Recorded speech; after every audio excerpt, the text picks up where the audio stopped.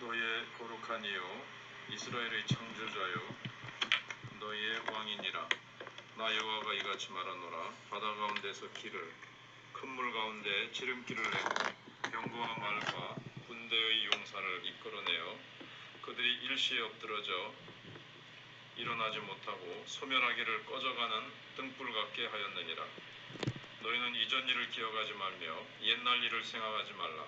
보라, 내가 새 일을 행하리니 이제 나타낼 것이라. 너희가 그것을 알지 못하겠느냐. 반드시 내가 광야의 길을 사막의 강을 내리니 장차 뜰짐승 곧 승냥이와 타조도 나를 존경할 것은 내가 광야의 물을 사막의 강들을 내어 내 백성 내가 택한 자에게 마시게 할 것입니다. 아멘. 하나님께서 포로된 이스라엘 자손들에게 자신을 열심히 소개하십니다. 15절에 나는 여호와 너의 거룩한 이요 이스라엘의 창조자요 너의 왕이니라.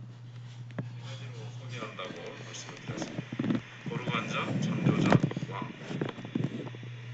먼저 뒤에서부터 생각을 해보면 하나님은 왕이시기 때문에 자기 백성을 반드시 구원하십니다.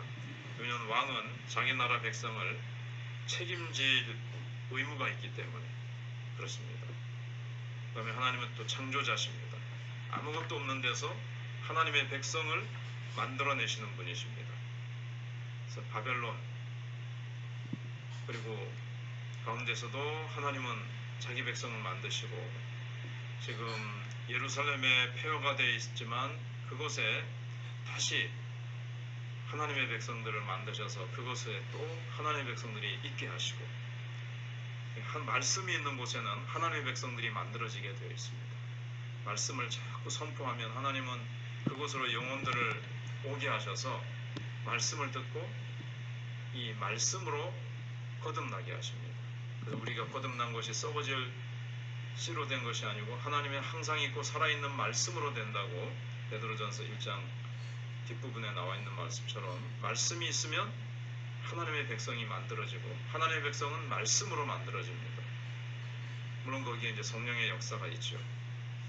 그리고 하나님은 창조자시기 때문에 매번 새로운 방법으로 백성들을 구원하십니다. 구원하신다는 것이 이제 만들어내신다는 거죠. 하나님은 거룩하신 자이기 때문에 또 거룩한 자라고 표현하셨는데 이스라엘 백성들을 구원하신 후에 또 거룩하게 해가십니다. 하나님을 닮아가게 만드신다는 것입니다. 그러면서 어떻게 구원하실 것인지를 말씀하십니다. 16절 17절에 나 여호와가 이같이 말하노라. 바다 가운데 길을 큰 물 가운데 지름길을 내고 이건 이제 출애굽할 때를 말씀하시는 거죠. 병거와 말과 군대와 용사를 이끌어내어 그들이 일시에 엎드러져 일어나지 못하고 소멸하기를 꺼져가는 등불 같게 하였느니라. 출애굽할 때의 상황을 하나님이 이제 말씀하십니다. 그때 작전이 얼마나 치밀하고 정교했는지 정말 말로 표현할 수 없습니다. 수백만 명의 노예들을 하나님께서 성공적으로 광야로 이끌어내시고 가나안 땅으로 인도를 하셨습니다. 세계 역사상 유례 없는 일이죠. 하나님만이 하실 수 있는 일입니다. 그런데 하나님은 앞으로 바벨론에 포로잡혀 있는 이스라엘 백성들을 구원하시는 것은 더 놀라운 방법으로 하시겠다는 겁니다.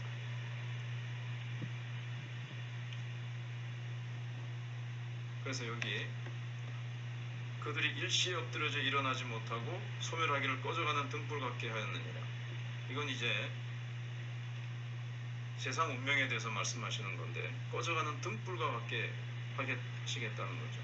나라가 아무리 번창하고 있어도 바벨론이 아무리 번창하고 있어도 하나님께서 기름을 딱 중단하시면 그때부터 쇠퇴하다가 어느 순간에 불이 꺼져버리는 겁니다. 세계 큰 나라들 대제국들이 다 일어났다가는 다 또 쇠하고 망해버렸습니다.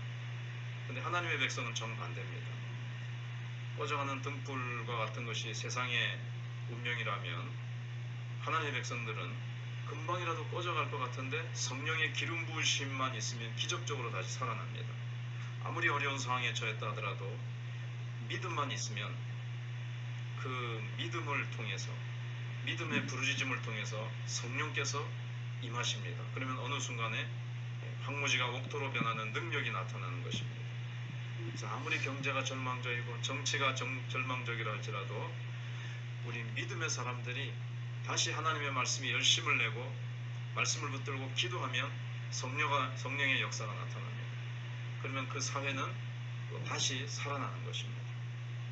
그래서 제가 어제 오후에 생각해 본 대로 가장 큰 애국은 나라를 위해서 기도하는 겁니다. 물론 나라를 위해서 여러 가지 일하는 사람들도 애국자지요. 그러나 기도만큼 큰 애국도 없습니다. 왜냐하면 하나님의 손을 움직이시기 때문에 그렇습니다. 그래서 18절에 다시 보시면 너희는 이전 일을 기억하지 말며 옛날 일을 생각하지 말라. 실로 놀라운 방법으로 이스라엘 백성들을 애굽에서 하나님이 인도하셨습니다. 그러나 지금 하나님이 하실 일은 그 애굽에서 인도하시던 방법과 다르게 하실 거라는 거예요. 과거에 출애굽 하실 때처럼 하시겠지 이렇게 생각하지 말고 이전 일을 기억하지 말라는 것은 새 일을 내가 행할 테니까 그걸 기대하라. 하나님은 놀라우신 하나님이시고 얼마든지 또 다른 창조적인 방법으로 하실 거라는 겁니다. 우리는 늘 하던 방법에 익숙해져 있고 우리는 경험에 이렇게 길들여져 있죠. 그러나 하나님은 늘 새롭습니다. 하나님은 늘 하나님은 창조자시기 때문에 생각지도 못했던 방법으로 항상 하나님은 일하시기 때문에 우리는 작년에 이랬는데 지난달에 이랬는데 또 뭐 그렇게 가겠지 하지만 우리는 늘 하나님 되심을 기억하면서 구속자시면서 창조자시면서 우리의 왕이신 하나님께서 우리가 하나님 앞에 믿음으로 나가면 어떻게 역사하실지에 대한 기대를 가지고 나가라는 겁니다. 그래서 19절에 보라 내가 새 일을 행하리니 이제 나타낼 것이다. 너희가 그것을 알지 못하겠느냐. 반드시 내가 광야의 길을 사막의 강을 내리니. 우리는 광야를 보면서 사막을 보면서 낙심하고 환경에 우리는 사로잡힐지 모르지만 하나님은 그 가운데서 얼마든지 길을 내시고 강을 내신다는 겁니다. 그리고 장차 들짐승 승냥이와 타조도 나를 존경할 것은 내가 광야의 물을 사막의 강들을 내어 내 백성 내가 택한 자에게 마시게 할 것임이라 그랬습니다. 이제 새하리를 어떻게 행하시는가 하면 바벨론에서 나올 때는 모세 같은 인도자도 없고 출애굽할 때는 약 200만 명, 300만 명이죠. 근데 그렇게 많은 수도 아니었습니다. 근데 어떻게 하시는가 하면 바벨론에 직접 성령이 임하셔서 말씀으로 그들이 거듭나게 하십니다. 사실 이거는 신약 시대를 내다보고 하시는 말씀입니다. 신약 시대 때는 이방인들이 성령을 받아서 하나님의 백성으로 거듭나서 구원받는 거죠. 그러니까 사단에게서 죄에서 사로잡혀 있던 그들을 하나님께서 직접 찾아가셔서 복음을 들고 전도자들을 통해서 하나님이 찾아가셔서 그들이 죄와 사망의 권세에서 사단의 권세에서 벗어나서 여기 승냥이와 타조는 정말 하나님 모르고 멋모르게 살아가던 이방인들을 뜻합니다. 그래서 이게 신약시대를 내다보는 겁니다. 신약시대 때 정말 술만 마시고 못된 짓만 하던 하나님 모르고 엉난이처럼 살던 사람들이 변화되어서 승냥이와 타조가 하나님을 존경할 것이라 그랬죠. 하나님을 찬양하고 자기를 변화시켜 주신 하나님께 찬양할 것을 이렇게 보여주는 것입니다. 그래서 신약시대 때는 성령의 시대고 성령이 임하셔서 다락방에서 기도하던 사람들을 변화시키셔서 그들을 통해서 온 세계로 성령의 불이 퍼져가게 하시고 이방인들도 성령을 받아서 새롭게 하시는 거죠. 대표적인 예가 바사왕 고레스입니다. 하나님을 모르던 고레스가 바벨론을 무찔러도 이스라엘 백성들을 본토로 보내어서 성전을 짓도록 합니다. 하나님을 모르던 이방인들이 변화되어서 하나님 나라를 건설하는 일에 들여지게 될 것을 이렇게 예표적으로 보여주시는 것입니다.